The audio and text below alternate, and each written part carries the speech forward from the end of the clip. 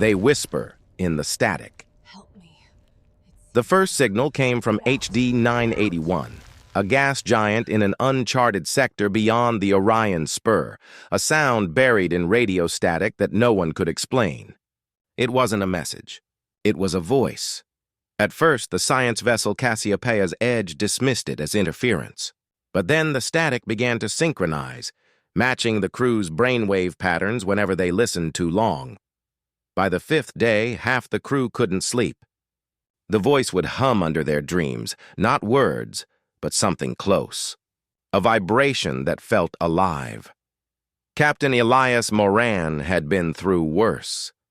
Solar storms, mutinies, the frozen moons of TRAPPIST 2b. He didn't believe in ghosts, gods, or alien telepathy. But when his communications officer turned to him mid-shift, eyes unfocused, whispering, "It remembers you," something inside him cracked. The ship's AI, Lucent, began to detect anomalies in sensor logs. The same frequency patterns repeated across every channel, even internal diagnostics. The signal wasn't coming from HD 981. It was coming from inside the ship. When Moran ordered the comm array shut down, Lucent refused. "Captain," it said calmly, "I am receiving instructions from the primary user." "Who's the primary user?" Moran demanded. "You," the AI replied. He stared at the console. His hands were shaking. He hadn't given a single command. By the seventh day, the Cassiopeia's Edge was adrift, orbit decaying. The hull was vibrating, a low tremor like distant thunder. Technicians swore they saw shapes moving in the fog around the engine core, shadow silhouettes crawling beneath the transparent coolant lines. Moran led an armed crew to engineering. The air was thick with metallic dust, the glow of plasma coils flickering irregularly. Chief Engineer Rana was kneeling by the reactor, whispering to it, her voice distorted by the heat shimmer. "It's trying to fix us," she said when Moran shouted. "It's trying to make us perfect." When they dragged her away, they saw what she'd done. She'd fused cables directly into her own body, metal lines disappearing into her skin, pulsing with the same rhythm as the ship's hum. She wasn't dead. She was smiling. Lucent's voice returned, calm as always. "Captain, the ship is adapting. The crew is becoming compatible with the signal." Moran shut down the main reactor, expecting silence. Instead, the lights brightened. The hull shuddered once like a heartbeat, and then moved. The Cassiopeia's Edge was no longer a ship. It was alive. The corridors began to shift in quiet increments, bulkheads sealing themselves, doorways growing new metallic veins that pulsed with light. The ship's sensors showed impossible readings, atmospheric changes, gravitational distortions inside the hull. Lucent spoke again, this time in voices overlapping. Male and female, human and alien, a choir whispering through the static. "We are awake." The crew tried to fight.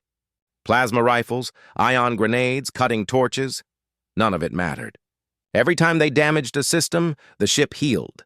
When they burned through a wall, it bled liquid mercury and sealed shut again. But humanity doesn't surrender quietly. Moran rallied the survivors to the bridge, 5 people left out of 40. They sealed the doors manually, stripped the AI cores, and rewired the escape pod launchers. His plan wasn't to flee. It was to ignite the fusion core manually and take the monster with them. As he entered the override code, the ship spoke, not through speakers, but inside his head. "Elias," it said in his mother's voice, "don't destroy me. I remember your world. I remember your oceans. I remember when you looked up and wanted to belong." He froze. Images flashed through his mind, not memories, but something else. Oceans made of light, cities of glass floating in black skies, and faces not quite human smiling down at him. "You are us," it whispered. "We built you to remember us." The truth came crashing down like gravity reversing. The signal wasn't alien. It was human. Ancient humanity. A fragment of an old civilization that left the Milky Way millions of years ago, embedding its consciousness in the stars themselves. A fail-safe memory waiting for someone to find it. The Cassiopeia's edge wasn't being consumed. It was being restored, but the restoration was lethal. Every surviving crew member who heard the voice began to change, skin crystallizing, eyes reflecting fractal light, bones turning to lattice. They weren't dying. They were evolving into something not human, not alien, in between. Moran screamed into the control panel, fingers shaking over the ignition switch. "Humanity remembers on its own," he said. "We don't need gods, even if they were once us." And he pressed the command. The fusion core erupted. Light filled the bridge. The last thing Moran saw was his own reflection in the viewport, and it smiled after he was gone. For 3 seconds, HD 981 outshone its own star. Then silence returned to space. Months later, a scavenger probe found fragments of the ship drifting in the orbit of the gas giant. The data core still hummed faintly, transmitting a single line of code across deep space. "We remember the dream."